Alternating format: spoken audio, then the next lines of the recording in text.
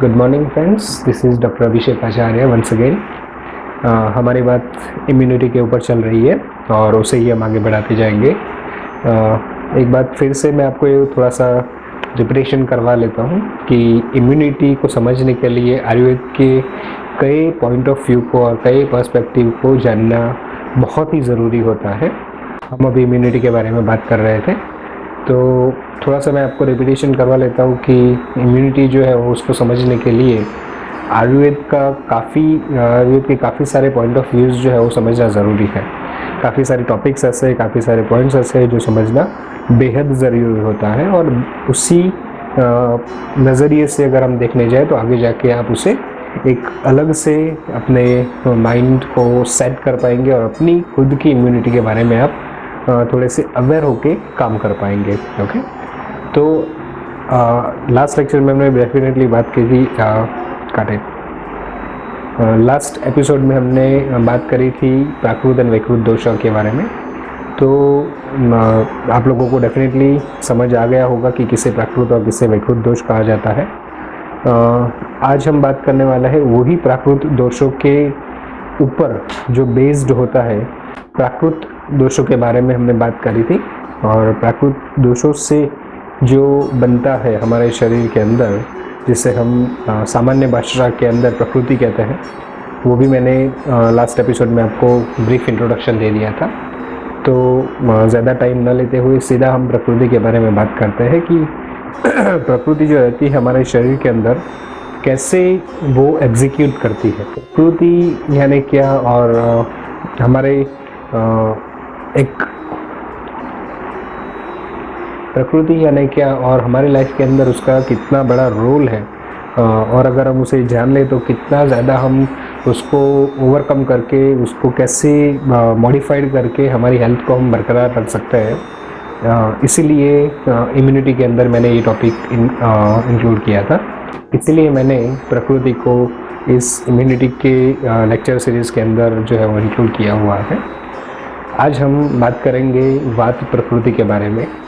Definitely वात प्रकृति वाले जितने भी पर्सन्स होंगे वो एक्साइटेड होंगे अभी ये सब सुनने के लिए कि मेरा बिहेवियर, मेरा मेंटल और फिज़िकल एग्जीक्यूशन कैसे होता है। और जस्ट लाइक इट, मैं इसे हमेशा रिजेंबल करता हूँ कुंडली के जैसे आपको पता हो कि जन्माक्षर और कुंडली अगर हम बनाते हैं तो हम प्रेडिक्ट कर सकते हैं कि हमारे ग्रह कैसे होने वाले हैं और हमारा जीवन के अंदर कौन कौन सी घटनाएं घटने वाली है वगैरह वगैरह। वैसे ही हमारी फिजियोलॉजिकल और मेंटल कंडीशंस को हम प्रेडिक्ट कर सकते हैं। हम उसे देख सकते हैं कि अभी के सिनेरियो में क्या चल रहा है, और अगर हम ध्यान नहीं रखेंगे तो क्या क्या हो सकता है। तो वात प्रकृति के बारे में जानना, इसलिए मैंने आगे के लेक्चर्स यानी एपिसोड 4 के अंदर आपको वात, पित्त और कफ के बारे में समझाया था। अगेन थोड़ा सा एक रिपीटेशन हो जाएगा बात का, बिकॉज ये समझना बहुत ज़रूरी है कि वायु यानी सिर्फ पेट की अंदर जो गैस वगैरह रहती है उसके बारे में बात नहीं कर रहे हैं। वायु का एक मुख्य कर्म है जो एग्जीक्यूट होता है एक छोटे से श्लोक से, अगर हम उसे आइडेंटिफाई कर सकें। जैसे कि उनको बहुत ही अच्छी तरह से क्लैरिफाई किया गया है, दैट इज़ अव्यक्त व्यक्त कर्माच। ओके, बहुत ही अच्छा डिस्क्रिप्शन है। अव्यक्त व्यक्त कर्माच यानी कि वायु देखा नहीं जाता। ओके, वो आपको सिर्फ फील वायु को हम देख नहीं सकते मगर उसका कर्म डेफिनेटली हम फील कर सकते हैं। जैसे कि अगर आप पंखे के नीचे जस्ट बैठे हुए हैं तो you can see the air, but आप डेफिनेटली उसको फील कर सकते हो कि आपके स्किन के ऊपर कुछ तो टच हो रहा है। ओके, तो वैसे ही हमारे शरीर के अंदर उसका एग्जीक्यूशन रहता है, और वो हमारे शरीर के अंदर कई अलग अलग गुणों के आधार पर दर्शाता है अपने आप को कि मैं यहाँ पे हूँ अभी। ओके, या तो ये मेरा कर्म चल रहा है। तत्र रुक्ष लघु शीत कर सूक्ष्म चलो अनिल। ओके, तो ये उसका श्लोक है जो उसके गुणों के आधार पे उसको दर्शाता है कि वायु जो है वो इस गुणों के आधार पे काम करता है। लघु गुण से शरीर के अंदर क्या क्या एग्जीक्यूट होता है, तो जैसे कि लाइटनेस है शरीर के अंदर, यानी कि लाइट क्या हो सकता है, तो हमारा वेट जो है कंपैरेटिवली कम हो सकता है। ओके, तो वात प्रकृति का जो पर्सन होगा जो भी, तो वो जनरली लाइट वेटेड होगा, यानी कि उसका वज़न ज़्यादा नहीं होगा। ओके, वो या तो पतला हो सकता है, ओके, उसकी हाइट थोड़ी सी ज़्यादा हो सकती है। तो ये उसका मेन गुण है। देन शीत गुण से क्या होगा कि जल्दी से उसको ठंडी की सीज़न या ठंडा पानी या ज़्यादा एसी ये ज़्यादातर सहन नहीं होगा, यानी कि वहाँ पे कहा जाता है शीत असहिष्णुता। ओके, यानी कि असहिष्णु, वो सहन नहीं कर सकता शीत गुण को, यानी कि ठंडी कोई भी चीज़ हो, वो एक्सटर्नली हो, एटमॉस्फेरिक लेवल पे हो, जैसे कि बारिश हो रही है और पवन चल रहा है, तो जल्दी से वो उसको परेशानी होने लगेगी, वो जल्दी से बेयर नहीं कर पाएगा, लंबे समय तक एसी में नहीं रह सकता, उसको कुछ ना कुछ चद्दर या ऐसा कुछ चाहिए होता है जो उसको कवर अप कर सके। ओके, तो शीत गुण से ऐसा एग्जीक्यूट होता है कि वो ठंडी सहन नहीं कर सकता। ओके, सूक्ष्म गुण से क्या होगा कि वो उसका माइंड जो है वो हमेशा एक्टिव रहता है। सेकेंड थिंग, हमेशा बारीकाई से वो सब कुछ एग्जामिन करता है। ओके, या चाहे वो कोई काम कर रहा हो, चाहे जॉब कर रहा हो, चाहे बिजनेस कर रहा हो, या कोई भी चीज़ के अंदर उसको हर एक चीज़ के अंदर बारीकाई बहुत ही पसंद होती है। हर एक चीज़ के अंदर वो डीप रूटेड वे पे जाके उसको सर्च करके देन ओनली दे कुछ वो बाहर निकाल के उसको एग्जीक्यूट करेगा।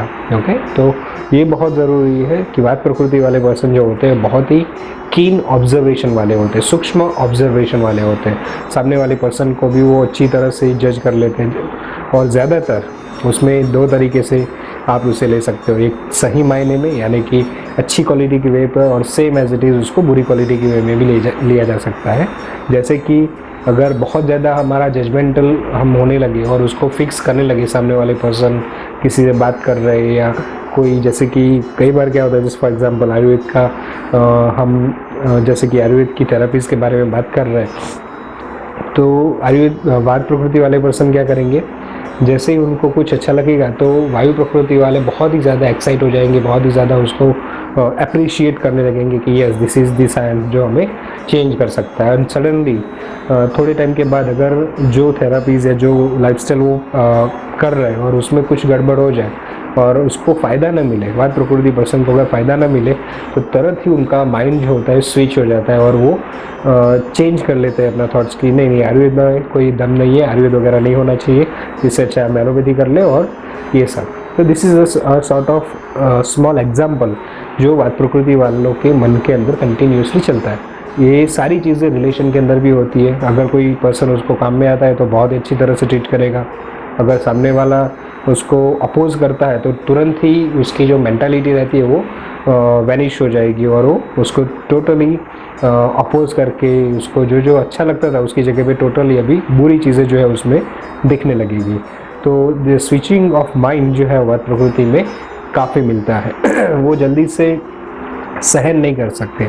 जैसे कि अगर आपने कुछ कमेंट किए उनके ऊपर तो उनका माइंड तुरंत ही एक्टिव होता है, जैसे मैंने बोला सूक्ष्म गुण से एक्टिवनेस को दर्शाता है, तो उनका माइंड ओवर एक्टिव होता है। ओके, तो तुरंत ही वो शब्दों को पकड़ के उसको अपनी तरह से मीनिंग निकाल के देन दे रिएक्शन जो है उनका वैसे निकलता है। ओके, इम्पल्सिव भी बहुत ज़्यादा होता है, तुरंत ही कुछ आपने बोला तो आपका आंसर उसके साथ में तुरंत ही मिल जाएगा, तो they are almost impulsive persons. Okay, then उनका माइंड जैसे मैंने बोला कि कंटिन्यूसली ओवर एक्टिव है, तो उनकी नींद के अंदर भी थोड़ी परेशानी आ सकती है। वो साउंड स्लीप उनको बहुत ही कम या तो बहुत ही जैसे बोले न के बराबर ही होती है। उनके माइंड के अंदर कंटिन्यूसली कुछ न कुछ चलता रहता है, ड्रीम्स वगैरह बहुत ही ज़्यादा आते हैं। तो ये हम देख सकते हैं कि उनकी नींद जो होती है वो डिपेंड करती है उनका मूड कैसा होता है। अगर वो अपने आप को अच्छी तरह से स्टेबलाइज कर सकते हैं, थोड़ा बहुत कोई भी स्ट्रेस के बिना अगर वो रह रहे हैं तो समझना चाहिए कि वायु वालों की नींद अच्छी होगी। मगर थोड़ा भी अगर स्ट्रेस आया, जैसे कि रात को अगर सोते और सिंपल सा कोई भी स्ट्रेस आ गया कि भाई कल सुबह तो बॉस का फ़ोन आया, कल सुबह जल्दी जाना है, तो ये छोटे से स्ट्रेस से भी उनकी नींद जो है वो चेंज हो सकती है एंड अल्टीमेटली आगे जाके क्रॉनिक वे पे उनको इंसोम्निया जैसे बीमारियां जो है वो हो सकती है, यानी कि नींद की बीमारियां जो है वो हो सकती है। ओके, स्ट्रेस कोपिंग जो कैपेबिलिटी है, ओके, स्ट्रेस कोपिंग यानी कि अगर कोई स्ट्रेस आता है तो उसे हैंडल कर दे, तो वो वायु प्रकृति वाले जो है वो नहीं कर सकते। हमेशा स्ट्रेस उनका दुश्मन ही रहता है। थोड़ा ही अगर स्ट्रेस आया तो तुरंत वो हाइपर होके उनकी इम्पल्सिव रिएक्शन जो है वो निकलना शुरू हो जाएगी। ओके, तो अगर हम तीनों प्रकृति को कंपेयर करें, वात पित्त और कफ पर, तो सबसे ज़्यादा जो स्ट्रेसफुल कंडीशन और द स्ट्रेसफुल माइंड जो होता है वो है वात प्रकृति का। ओके, जो भी ये लेक्चर सुन रहे हैं वात प्रकृति वाले, उनको ये ध्यान में रखना है कि वो तुरंत ही अपने आप को जज ना करे, अपने आप को भी ना करे और दूसरों को भी जज ना करे, और हमेशा ध्यान में रखें कि स्ट्रेस जो है वो कैसे भी करके हैंडल करने की कोशिश करें। उसके लिए कई सारी, मैं आगे आपको बताऊंगा कि क्या क्या करना है वात प्रकृति को। कई सारी योगिक क्रियाएं हैं जो आप कर सकते हो, जिससे आप आराम से अपने स्ट्रेस को हैंडल कर सकते हो। ओके, तो इसके बाद में अगर आप देखो कि सबसे इम्पोर्टेंट जो चीज़ है वात प्रकृति के अंदर, वो है उनका मेटाबॉलिज्म। ओके, मेटाबॉलिज्म जो होता है वो बहुत ही सेंसिटिव होता है। जैसे माइंड उनका सेंसिटिव होता है, वैसे ही उनका मेटाबॉलिज्म जो है वो बहुत ही ज़्यादा सेंसिटिव होता है। ओके, दो वे में मैं उसको आपको दिखाऊंगा। एक है जो भी हम खाना खाते हैं जनरली हमारे बॉडी के अंदर जो है वो स्टोर होता है थोड़ा बहुत। ओके, थोड़ा बहुत न्यूट्रिशन ऐसे होते हैं जो स्टोर होना ज़रूरी होता है, जैसे कि वो मसल्स में या लीवर के अंदर ग्लूकोज का स्टोर होना, फैट का एब्डोमेन के अंदर स्टोर होना। तो ये सारी चीज़ें जो होती है वो स्टोर होती है। अगर आपने खाना जो है वो थोड़ा सा ओवर ईटिंग करने की आपको एक आदत है तो ज़्यादा स्टोर होने के चांसेस रहते हैं। नॉर्मल पर्सन की बात कर रहा हूँ। मगर वायु प्रकृति में क्या होता है कि जनरली उनका स्टोर हाउस जो होता है वो खाली होता है। ओके, तो स्टोर हाउस ऐसा भी कह सकते हैं कि वो स्टोर हाउस कभी भी बढ़ता ही नहीं है, जस्ट बिकॉज कि जो कुछ भी वो खाते हैं वो अल्टीमेटली जल्दी से यूटिलाइज हो जाता है। मेटाबॉलिज्म उनका सेकेंड वे पे, जैसे मैंने बोला कि स्टोर हाउस एक तो खाली है, सेकेंड वे पे देखने जाए तो उनका डाइजेस्टिव फायर जो है वो बहुत ही ज़्यादा वेरिएबल होता है, डिपेंड्स ऑन मूड। ओके, यानी कि माइंड के साथ में उनका डाइजेस्टिव फायर हमेशा जुड़ा हुआ होता है, स्पेशली वायु प्रकृति वाला। वैसे तो सभी के अंदर ये दोनों चीज़ें एक दूसरे के साथ जुड़ी हुई होती है, मगर वायु प्रकृति का माइंड एंड बॉडी रिलेशन जो है वो बहुत ही इंटैक्ट और सेंसिटिव होता है।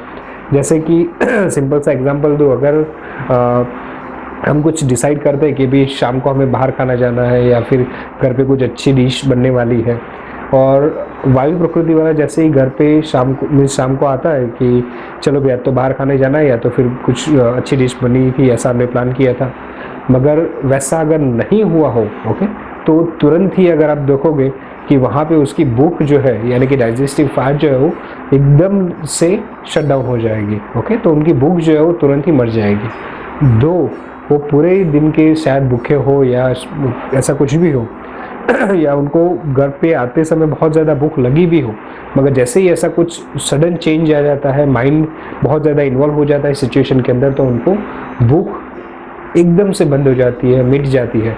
तो ये सीधा इंडिकेट करता है कि उनका डाइजेस्टिव सिस्टम जो है वो बहुत ही ज़्यादा माइंड के साथ कोरिलेट करता है। ओके, तो ये समझना इट्स वेरी नेसेसरी कि वायु वालों को जब भी खाने के बारे में अगर वो सोच रहे हैं तो उनको हमेशा विदाउट जजिंग, सबसे पहले कि खाने को भी जज ना करें कि मुझे तो ये पसंद है, ये नहीं पसंद, ये अच्छा होगा, ये मैं खाऊंगा तो मुझे इससे ये मिलेगा ही, तो ये सारी थिंकिंग जो है वो नहीं करनी चाहिए। फूड को as a food simple way में सोच के ही उसको कंज्यूम करने की कोशिश करें कि ये जो फूड है वो मुझे नरिशमेंट देने वाला है, दैट्स इट, नथिंग एल्स। बस वही सोच के अगर वो कंज्यूम करेंगे तो उनका डाइजेस्टिव फायर एंड मेटाबॉलिज्म दोनों चीज़ें जो है वो अच्छी तरह से बनी रहेगी। ओके, तो हमेशा वो ग्रेटिट्यूड के साथ खाना खाए, हमेशा थोड़ा सा ध्यान रखें कि जो कुछ भी खाना खा रहे हैं उसमें ज़्यादा डिस्टर्बेंस ना हो, यानी कि मल्टीटास्किंग ना करें खाने के दौरान, मोबाइल या बुक रीडिंग या फिर और कुछ भी, वैसी कोई भी चीज़ें नहीं होनी चाहिए, स्पेशली वात प्रकृति के अंदर। तो ही उनका खाना जो है अच्छी तरह से डाइजेस्ट होगा, नहीं तो फिर अल्टीमेटली सबसे ज़्यादा जो डाइजेस्टिव प्रॉब्लम्स जो होने के चांसेस होते हैं वो अगेन वायु प्रकृति वालों को होते हैं, क्योंकि जैसे ही उनका मूड ऑफ हो जाता है, स्ट्रेस कंडीशन आ जाती है, तुरंत ही उनकी जो नर्वस सिस्टम है वो हैम्पर हो जाती है, यानी कि स्टिमुलेट हो जाती है, और उसकी वजह से जो इनहिबिशन ऑफ काफ़ी सारी नर्व्स इम्पल्सिस वो होना शुरू हो जाता है, और ultimately peristaltic movement, then juices का सिक्रेट होना, ये सारी की सारी चीज़ें जो है वो बंद हो जाती है। ओके, तो इसकी वजह से उनका जो डाइजेशन धीरे हो जाता है, देन जो स्टूल पास होना यानी कि डेफिकेशन होना वो काफ़ी कम हो जाता है, तो it leads to the constipation, कब्जी की तकलीफ होने की शुरुआत हो जाती है, तो ऐसी एक चेन, सीक्वेंस ऑफ चेन जो है वो वात प्रकृति के अंदर एक के बाद जो है वो शुरू हो जाती है। ओके, और अल्टीमेटली उनकी नींद भी, जैसे मैंने आगे ही बोला आपको, इसकी वजह से नींद के ऊपर भी इतना ज़्यादा इफ़ेक्ट हो जाता है, प्रभाव पड़ता है। और इसके अलावा भी उनके माइंड के अंदर और ज़्यादा कंसंट्रेशन का अभाव होना या ये सारी चीज़ें जो है वो होने के चांसेस रह जाते हैं। ओके, मेरा कहने का मतलब यही है वात प्रकृति वालों को कि उनको अगर फिज़िकल कंडीशन ठीक रखनी है तो सबसे ज़्यादा ध्यान रखना होगा उनके माइंड के ऊपर, मन के ऊपर। जितना ज़्यादा वो मन के ऊपर ध्यान रखेंगे उतना ही ज़्यादा वात प्रकृति वाले पर्सन जो है वो स्टेबलाइज रहेंगे लाइफ लॉन्ग। ओके, नहीं तो आप चाहे कितनी भी दवाई ले लो, चाहे कितने भी अच्छे न्यूट्रिएंट्स वाले फूड ले लो, चाहे कुछ भी आप फिज़िकल कंडीशन के लिए डायरेक्टली एप्लीकेशन कर सके, वैसी चीज़ें आप करो, तो ये ध्यान में रखो, अगर आपका माइंड ठीक नहीं होगा, मन ठीक नहीं होगा, तो चाहे कितने भी आप न्यूट्रिशन वाले फूड ले लोगे, इसमें कोई भी फ़र्क नहीं पड़ेगा। ओके, और वात प्रकृति और इम्यूनिटी का क्या रिलेशन होगा ये भी जानना ज़रूरी है। तो वात प्रकृति के पर्सन में इम्यूनिटी बहुत ही कम रहती है कंपैरेटिवली पित्त एंड कफ नेचुरली। ओके, तो अगर उनको नेचुरली थोड़ी सी इम्यूनिटी बढ़ानी है या इम्यूनिटी को सस्टेनेबल वे पर रखनी है तो उनको ज़्यादा एफर्ट्स करने पड़ेंगे, उनको ज़्यादा कर्म करने पड़ेंगे कि जिसकी वजह से अपनी इम्यूनिटी को सस्टेनेबल वे में रख पाए। एक है योगिक क्रियाएं करें, यानी कि शवासन एक दी बेस्ट और इजीएस्ट वे पे वो अपने आप को स्टेबल रख सकते हैं। तो शवासन करें, योग निद्रा करें, ऐसे प्राणायाम करें जो बहुत ज़्यादा स्टिमुलेशन ना दे, सिंपल से प्राणायाम, यानी कि भ्रामरी करें, अनुलोम विलोम करें। तो ऐसी चीज़ों करने से उनका जो माइंड है वो ज़्यादा काम रहेगा, और जितना काम रहेगा उतना ही ज़्यादा उनको पूरा metabolic system and ultimately immunity जो है वो बढ़ने के चांसेस होते हैं। ओके, तो वेरी फोरमोस्ट थिंग जो उनको याद रखनी है वो है योगिक क्रियाएं, शवासन, योग निद्रा, भ्रामरी एंड अनुलोम विलोम। ये 4 चीज़ें अगर वो रेपिटेटिवली करेंगे तो सबसे ज़्यादा उनको फ़ायदा होगा। ओके, सेकेंड थिंग जो उनको करना है वो है सूक्ष्म क्रियाएं, यानी कि अपने जॉइंट्स की ऐसी क्रियाएं जो धीरे धीरे होती है, जो आराम से हम कर सकते हैं, विदाउट एनी ऑब्स्ट्रक्शन हम कर सकते हैं, और कहीं पे भी किया जा सकता है। जैसे आपको एक जगह पे बैठना है आराम से, तो सूक्ष्म क्रियाएं कम से कम 15 से 20 मिनट के लिए करी जाए तो डेफिनेटली उनका मेटाबॉलिज्म भी धीरे धीरे बढ़ने की कोशिश करेगा। ओके, इसके बाद में खाने पीने में जो ध्यान रखना है उनके खाने के अंदर घी और तेल होना ही चाहिए। ओके, ये आपको स्टेटमेंट बहुत ही वियर्ड लगेगा, मगर it's not at all weird. वात प्रकृति पर्सन के लिए घी और ऑयल ये दोनों बहुत ही नेसेसरी है, जो आपको हमेशा खाने में होने चाहिए। स्पेशली घी की बात मैं करूँगा, यहाँ पे घी मतलब गाय का घी, और तेल मतलब रिफाइंड तेल नहीं। हम अभी के सिनेरियो में देखें तो हमारे घर के अंदर अगर आप डब्बा लाते होंगे तो डब्बे के ऊपर जस्ट आप थोड़े से नोट्स पढ़ लेना तो आपको इजी हो जाएगी कैसे उसको पता चले। ओके, तो वात प्रकृति वालों को रिफाइंड तेल जनरली तो किसी को यूज़ नहीं करना चाहिए, मगर स्पेसिफिकली वात प्रकृति वाले पर्सन को बहुत ज़रूरी है कि वो रिफाइंड तेल यूटिलाइज न करें। हो सके उतना कच्ची गानी, यानी कि गाड़ीનું तेल गुजराती में कहिए तो वो अगर यूज़ करेंगे तो ज़्यादा बेहतर रहेगा उनको। ओके, डेफिनेटली बहुत तला हुआ खाना नहीं है तेल का इस्तेमाल करना। इट डजंट मीन आपको ज़्यादा तला हुआ खाना या ज़्यादा तेल वाला खाना। इट मीन्स सिंपली वे में आपको ड्राई फूड नहीं खाना है। ड्राई यानी कि बिना घी और तेल का कोई भी फूड नहीं होना चाहिए। ओके, तो ये बात हमेशा ध्यान में रखें। सेकेंड थिंग, बहुत ही कम मात्रा में खाए एट अ टाइम। अगर आप खाना चाहते हो वात प्रकृति वाले तो बहुत लार्ज क्वांटिटी के अंदर, मोटी क्वांटिटी के अंदर न खाएं। आप भले ही 3-4 घंटे के बाद रिपीट कर सकते हैं अपने खाने के अंदर। खाने को थोड़ा थोड़ा करके खाना खाएंगे तो आपकी डाइजेस्टिव फायर जो है वो स्टेबल रहेगी। ओके, एक साथ में अगर खाना खाएंगे तो वो ज़्यादा से ज़्यादा अग्निमान दे, यानी कि डाइजेस्टिव फायर जो है वो लोअर लेवल पे आ सकती है। ओके, तो ये एक बहुत ज़रूरी है। देन अगर आप देखें तो फ्रूट्स का इस्तेमाल वात प्रकृति वालों के लिए काफ़ी अच्छा है, स्पेशली जो थोड़े से खट्टे फ्रूट्स होते हैं।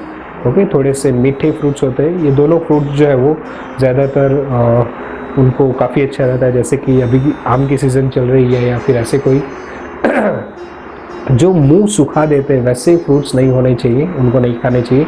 स्पेशली जामुन ओके वात प्रकृति वालों के लिए नहीं है। तो वो बहुत ही कम खाए या तो ना खाए तो ज़्यादा बेहतर रहेगा। और स्पेशली इम्यूनिटी को बूस्टअप करने के लिए वात, पित्त और कफ तीनों के कंपैरिजन में अगर देखा जाए तो मेडिकेटेड घी कई सारे आते हैं, ओके, घृत करके हम कह सकते हैं। तो मेडिकेटेड घी जो है वो आप ले सकते हो, जैसे कि पंचगव्य घृत है या फिर ऐसे कई सारे घृत है। मैं डायरेक्टली आपको नहीं बताऊंगा, मगर you can consult your nearby Ayurvedic doctors, तो वो आपको बता देंगे। तो medicated ghee is good for vata prakriti, for the immunity purpose, okay. Then definitely rasayana powder, जिसमें सिंपल 3 चीज़ें आती है, आंवला, गोखरू और गिलोय। तो ये 3 चीज़ों का मिक्सचर जो है वो आप ले सकते हो। इसमें बहुत ही ज़रूरी है वात प्रकृति वालों को, लास्ट पॉइंट है ये, कॉन्स्टिपेशन होने के चांसेस बहुत ज़्यादा रहते हैं। तो उनको ब्लाइंडली जो लग्जिटिव पाउडर्स होते हैं आयुर्वेद को, क्योंकि हम इन जनरल आयुर्वेद को बहुत ही ज़्यादा टेकन फॉर ग्रांटेड गिनते हैं, तो इसकी वजह से कोई भी लग्जिटिव पाउडर सीधा नहीं लेना चाहिए फॉर वात प्रकृति, क्योंकि उनको और ज़्यादा नुकसान भी हो सकता है। अगर आप बिना जाने आप ले रहे हो, आपकी प्रकृति बिना जाने ले रहे हो, तो it's very necessary to avoid the any laxative without any prescription, okay. तो आप पहले डॉक्टर को कंसल्ट करें, नियर बाय आयुर्वेदिक डॉक्टर जो भी होंगे, तो आप उनको कंसल्ट करके अपनी प्रकृति डिटेक्ट करवाएं पहले, और प्रकृति डिटेक्शन होने के बाद में आप अकॉर्डिंगली जो है वो ये गाइड फॉलो कर सकते हो। एंड दी अल्टीमेट थिंग, सोने से पहले लास्ट जो है 1 घंटे के लिए कोई भी गैजेट्स, चाहे लैपटॉप, मोबाइल, टीवी, ऐसे कोई भी चीज़ें यूज़ न करें तो आपके लिए बहुत ही ज़्यादा बेहतर रहेगा। क्योंकि अगर आप एक्टिव माइंड के साथ सोने के लिए जाएंगे, मोबाइल देख रहे, मूवी देख रहे और फिर तुरंत सोने गए, तो डेफिनेटली आपके मन के ऊपर उसका काफ़ी गहरा प्रभाव पड़ेगा, और उसकी वजह से आपको आगे जाके जो मानसिक रिलेटेड तकलीफ़ है, स्पेशली एंग्जाइटी, डिप्रेशन और द स्ट्रेस और दी वी कैन से इंसोम्निया, ऐसी चीज़ें होने के चांसेस रहते हैं। तो सोने जाए तो 1 घंटे से पहले ये सारी चीज़ें बंद होनी चाहिए। और थोड़ा सा अगर रात को मेडिटेशन किया जाए या जस्ट ब्रेथ वॉचिंग किया जाए, यानी कि आप सांस ले रहे हो, छोड़ रहे हो, उसके ऊपर आपका कॉन्शियसनेस होना चाहिए, कंसंट्रेशन होना चाहिए। तो ऐसी क्रियाएं करने से आपको ज़्यादा जो है फ़ायदा मिल सकता है। तो वात प्रकृति के लिए इतना काफ़ी है। आई होप आपको ये इन्फॉर्मेशन फ़ायदेमंद होगी और आप उसको थोड़ा सा गहराई से जानें, क्योंकि ये प्रकृति बहुत ही वास्ट टॉपिक है। अगर हम सिर्फ एक प्रकृति के बारे में जानने जाए तो एक प्रकृति के 10-10 लेक्चर हो सकते हैं, ओके। तो इतना डिटेल में हम नहीं जाएंगे, मगर जितना आपको जानना चाहिए था इतना मैंने बताया आपको। डेफिनेटली मेरी एक एडवाइस रहेगी, पहले आप अपने नज़दीकी आयुर्वेदिक डॉक्टर से कंसल्ट करके प्रकृति डिटेक्शन करवाएं, क्योंकि खुद से प्रकृति डिटेक्शन करना थोड़ा सा डिफ़िकल्ट है जाने बगैर, ओके। तो और प्रकृति जो है सिंगल भी हो सकती है, यानी वात पित्त कफ भी हो सकती है, ड्यूअल भी हो सकती है, यानी वात पित्त मिक्स हो सकती है, पित्त कफ मिक्स हो सकती है, वात एंड कफ मिक्स हो सकती है, और ट्रिपल भी हो सकती है, यानी कि वात पित्त एंड कफ तीनों मिक्स हो सकती है। तो देयर इज 7 टाइप्स ऑफ प्रकृति मेंशन इन दी आयुर्वेदा। तो वो आपको एग्जैक्टली पता चलेगा कि कौन सी प्रकृति ज़्यादा है, कौन सी कम है। तो बेटर कि आप कंसल्ट करके उसको आइडेंटिफाई करें। And thank you so much for the listening me. This is doctor Abhishek Acharya. जय हिंद, जय आयुर्वेदा, जय भारत।